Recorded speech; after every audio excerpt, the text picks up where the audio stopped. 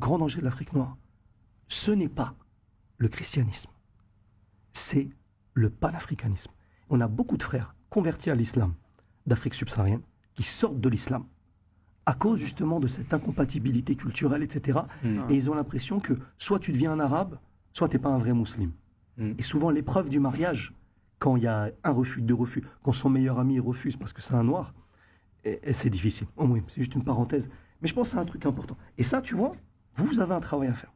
Exactement. Moi, je vais te dire un truc, mon frère. Moi, je te parle honnêtement, t'as vu, on est en famille, entre parenthèses. Bien sûr.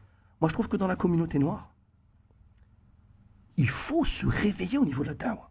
Exactement. Il n'y a pas assez de hâte. Il n'y a pas assez de hâte. Il n'y a pas assez de frères de France, d'Afrique subsaharienne, qui vont faire des études à l'étranger, ou s'ils peuvent étudier dans un pays européen et avoir un bon niveau, et revenir et faire la da'wah. C'est tout à fait normal qu'un frère sénégalais se reconnaisse plus en toi qu'en moi. Et moi, j'ai pas de problème avec ça, en fait. Tu vois ce que je veux dire? Et c'est une des raisons pour lesquelles il y a beaucoup de convertis qui se reconnaissent un petit peu en moi. Parce qu'ils voient, c'est la même référence culturelle. Et je pense que ça aussi, tu vois, encore une responsabilité supplémentaire, t'as vu? Encore une pression supplémentaire, mais qui est bien, qui donne des hasanats. Il va m'accabler.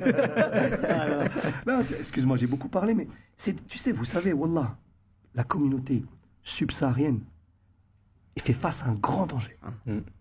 Celui de sortir de l'islam. Irtidal. Le fait de partir, en fait, dans d'autres croyances à la recherche de quoi? Très dangereux. D'une